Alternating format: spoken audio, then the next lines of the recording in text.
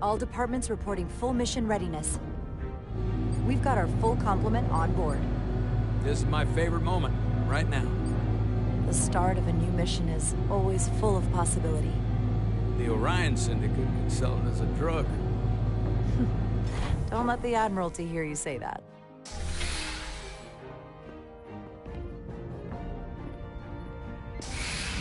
Captain on the bridge. Sit. Sit, everyone. You all know, I'm not big on speeches. We're embarking on the first mission since our refit. Let's make it a good one. Disengage docking clamps.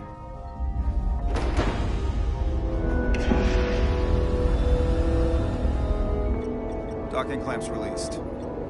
Thrusters ahead, Mr. Handar.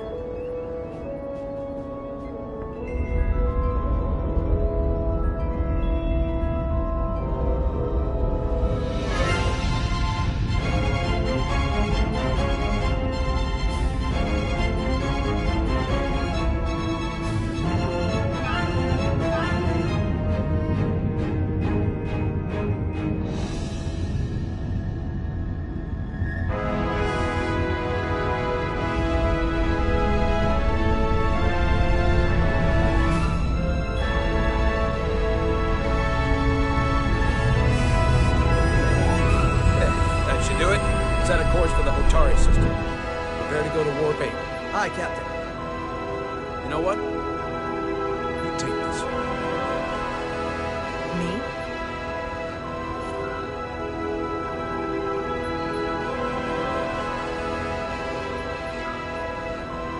Helm.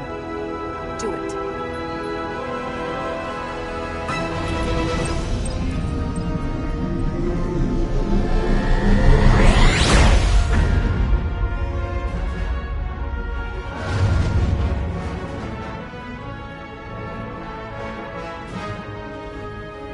Nicely done.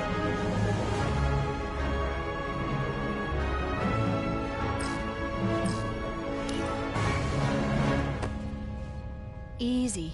Thank you. I'm fine. Really, You don't look so good.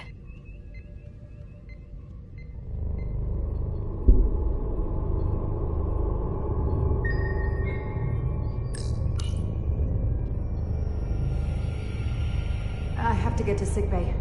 Go.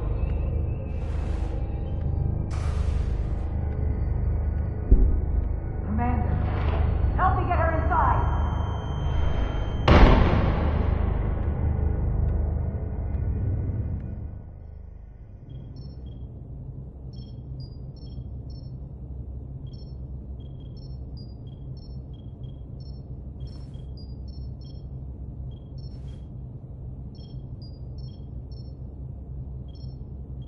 Well, that was quite a scare.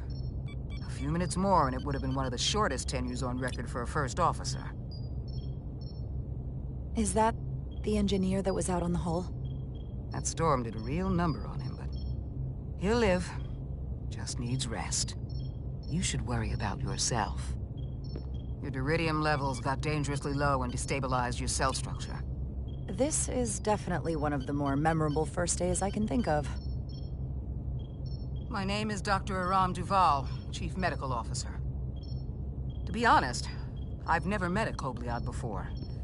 You're Rare. I know. I was going to say special. Your people's numbers have dwindled, despite the Federation's efforts to find a more readily available alternative to the duridium you need to survive. Yet you joined Starfleet and managed to thrive. I imagine the responsibility must be overwhelming. Maybe even a burden at times.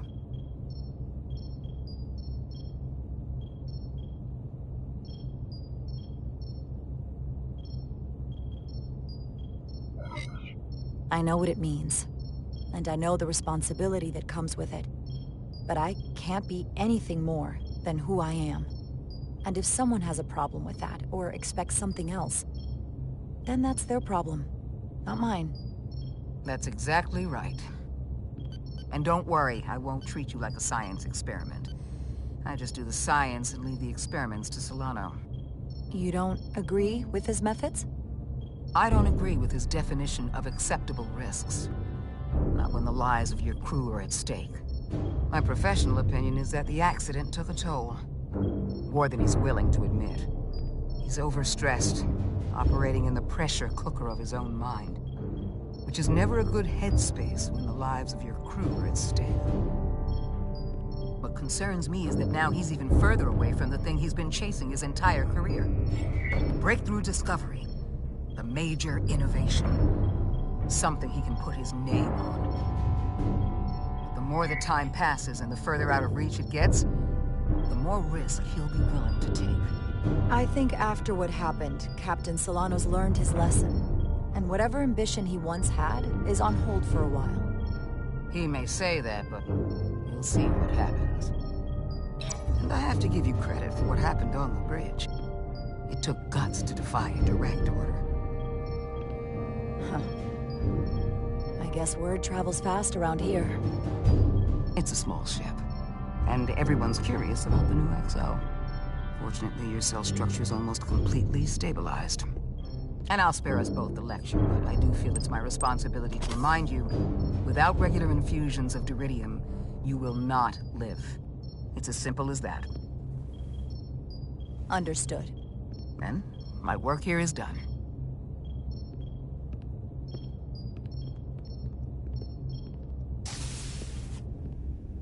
Lieutenant Bedrosian. I came to see if you were okay. We were all pretty worried on the bridge. No one knew what was happening.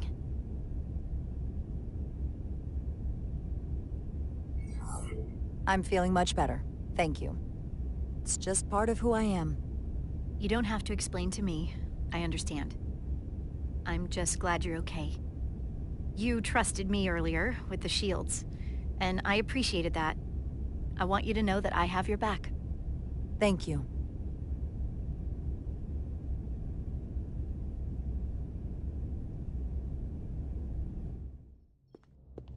Now, Carter, the emissions that gave you that burn are quite unusual, like everything else that goes with this storm.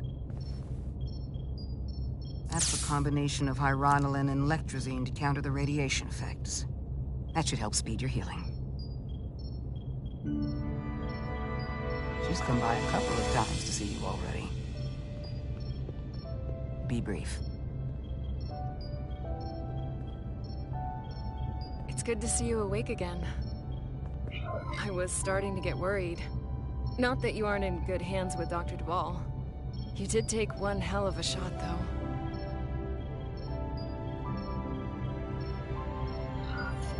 I hear you've been checking in on me. Thanks for that. One of the benefits of working a security rotation. Lots of opportunities to walk by sickbay and stop in. Millie was looking in on you too, by the way. But since it's just us right now, I had a chance to think about this while I was away. And I thought it was important that I just come out and tell you. Instead of tiptoeing around it. Or worse, leaving it unsaid. It's okay, Miranda. You can tell me anything. I know that. Then come on. Just spit it out. I'm trying. Let me talk. What I'm trying to say is, we've been really good friends for a long time. But I got back here and I couldn't ignore it anymore. I want to see if there's more between us than just being friends. You don't have to explain it. I feel the same way. There is something between us. So, do you want to find out what that something is? If it's there for you, and it's there for me, why not give it a try? Are you kidding me? I just said yes. I wanted to be sure I heard that right. Sorry to interrupt, but the patient needs to rest if he wants to get back to his old self. Of course. I'll see you again soon.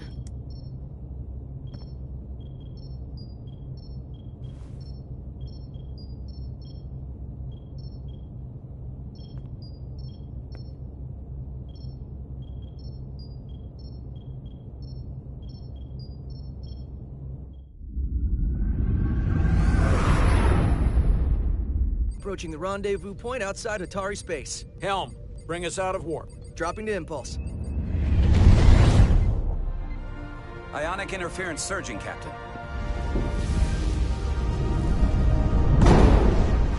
Shield integrity holding. We can take it. We are at the correct coordinates to meet the shuttle. Commander Rydek, find us our diplomat, if you will. Aye, Captain. Let's reduce the noise. Filter out environmental signals. I can manually tune what's left for Federation signal types.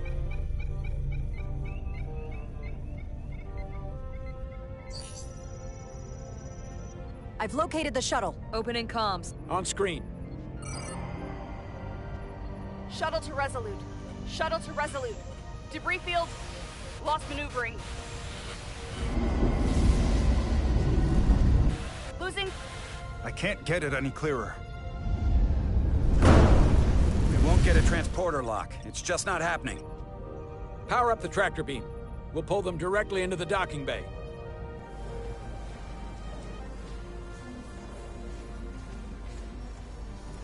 Diaz, you good to run the tractor emitter? Yes, sir. You sure? I'm sure.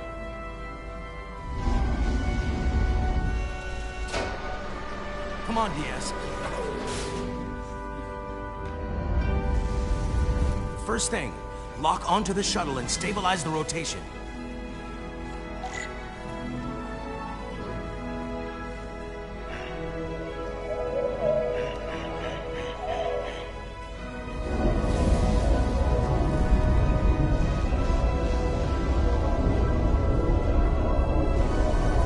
We're pulling in debris. I'm on it.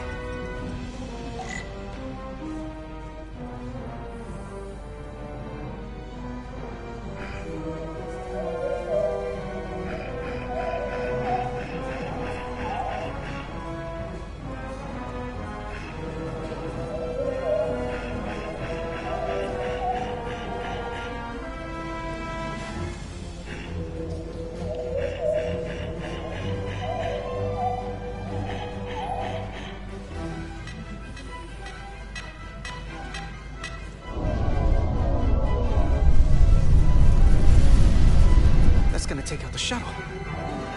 Here's the bridge. There's a large piece of debris headed for the shuttle. The tractor beam can't handle it. Can our shields take it? I believe so. Commander Rydek, plot an intercept course. On it.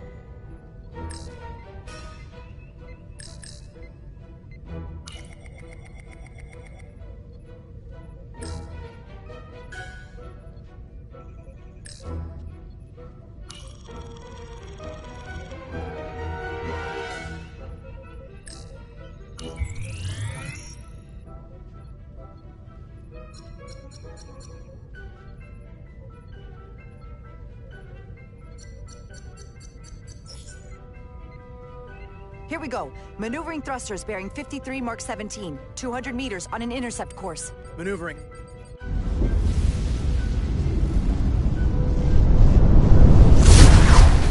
Got it.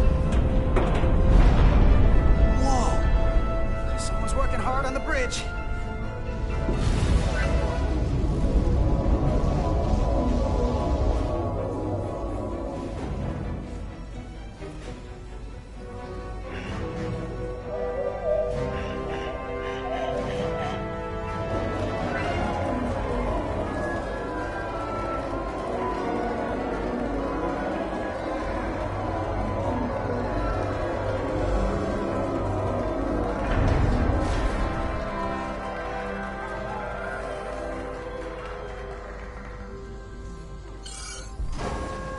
Got the shuttlecraft on board. Good job. We're on our way down to meet them.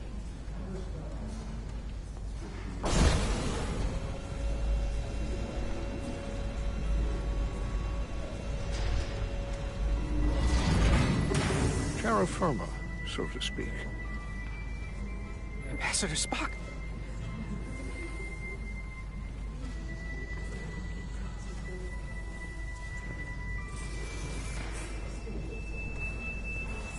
The captain will be right down to meet you, sir. In that case, I will wait for him here.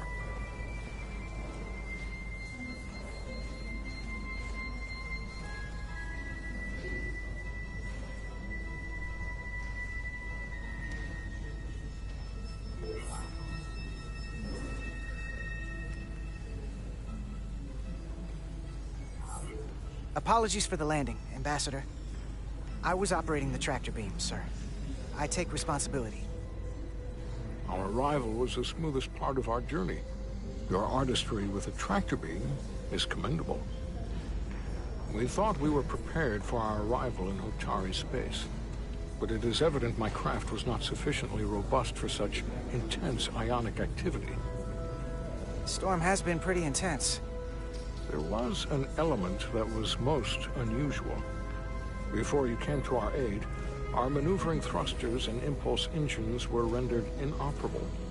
So we attempted a short traversal at warp speed, only to find that we could not achieve warp at all, even though our diagnostics computer showed no faults or anomalies. What do you make of that? When all indications say that warp speed is possible, but in practice, we find it is not. Well, this storm is one of the strangest phenomena we've ever encountered. It's disrupted other systems. Who knows what it might do to a warp drive? Yes, it would seem further investigation is called for. Take readings, run some additional diagnostic checks, and we'll get to the bottom of this. Quite logical. Petty Officer... Carter Diaz. Sir. Thank you. Ambassador Spock. Excuse me. I'm honored to have you aboard. I'd like to get right to it. We're already behind.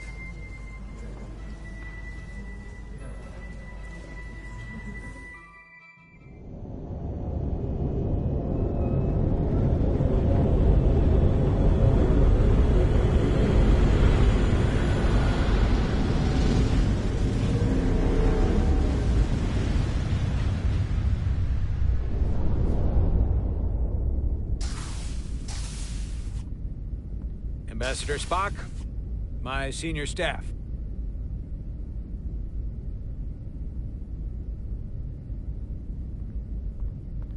It's not every day that a captain gets to welcome a Starfleet legend aboard. You flatter me, Captain Solano. But legend implies the past tense, whereas I am very much focused on our present circumstances. I didn't mean to suggest you were stuck in the past.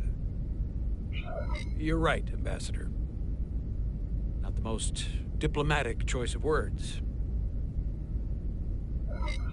Your experience comes from the past, but our present situation calls for it. True enough. We were hoping you could fill us in on the details. We got the basics from Starfleet. Two formerly peaceful neighbors are now on the brink of war. Indeed, and the tension between them grows fiercer by the hour.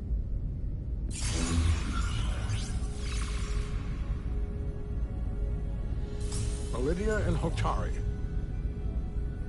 The Lydians are the more advanced species. They made first contact with the Hotari over a century ago. This is Tau, the Hotari moon. It is rich in dilithium, and for decades, the Hotari and the Lydians have shared a mining operation there. The Lydians provide the technological resources, while the Hotari have served as the labor force.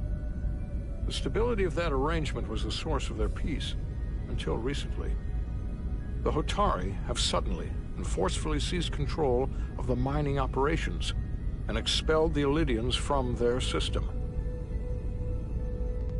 That is the official story, as told by the Hotari when they requested Federation mediation. But the details remain scant. Communications between all parties have been limited by the ionic interference.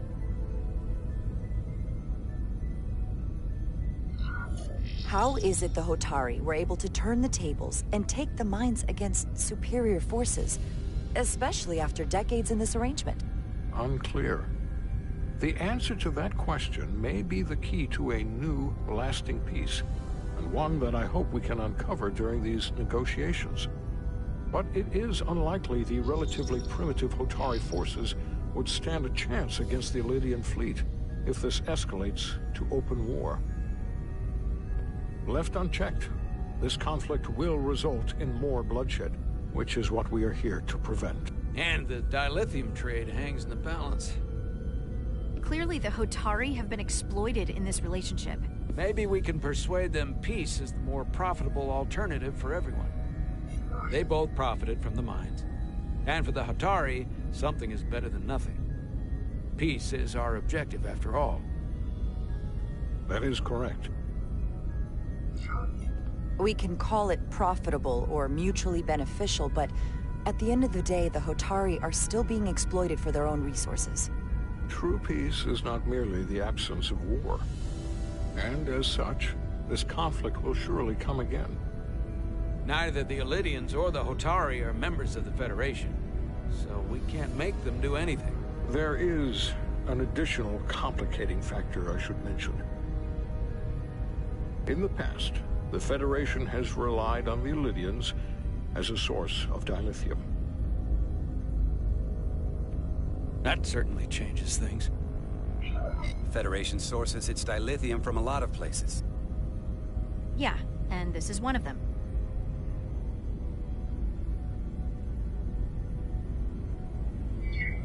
That means the Hotari have no reason to trust us. I wouldn't go that far, Commander. We are completely neutral in this matter, on neither one side nor the other. Any suggestion otherwise would compromise our position. Given the Federation's involvement in the Elydium dilithium trade, Captain Solano and I must make every effort to appear neutral in these negotiations. What worries me is if this whole thing unravels, and we're at the mercy of the storm at less than full strength. We can't let it come to that. Considering what the Ion Storm has done to our ship, and the Ambassador's shuttle, we have to assume the Elydian fleet has had problems with it as well. This recent surge in the energy disturbance temporarily levels the playing field. Commander Westbrook is correct. The energy anomalies around the Hotari systems have been noted in the past. But they have never been observed on the orders of magnitude we have seen in recent weeks. If it's keeping the two sides talking instead of shooting at each other, that actually helps us negotiate a peace. And we'll take advantage of that as long as it works in our favor. And when it doesn't? All the more reason to learn as much about it as we can while we are here. We do not want to be caught unprepared, should the energy anomaly continue to fluctuate. So I trust we understand our circumstances. We're operating on a strict timetable here, and we're going to be leaving for the negotiations shortly. Commander Westbrook, I want you to leverage our systems to investigate the anomaly from here while we're gone. Aye, Captain. Thank you all. Dismissed. I want to speak to both of you privately.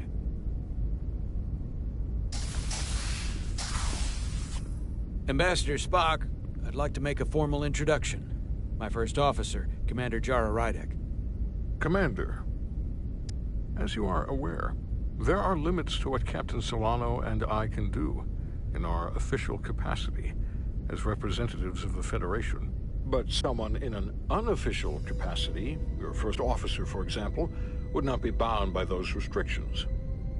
Commander Rydek could ingratiate herself to certain parties behind the scenes, where they may be more candid in revealing information that could lead to a resolution.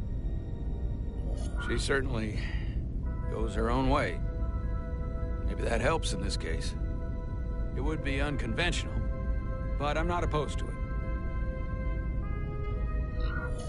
I'm honored to be included in the negotiation process. You're not just included, you're instrumental. Well, I hope Commander Rydek will have more luck finding out what really happened than we will through official diplomatic channels. The fate of the negotiations, the interests of the Federation, and the prospect for peace may very well depend on it.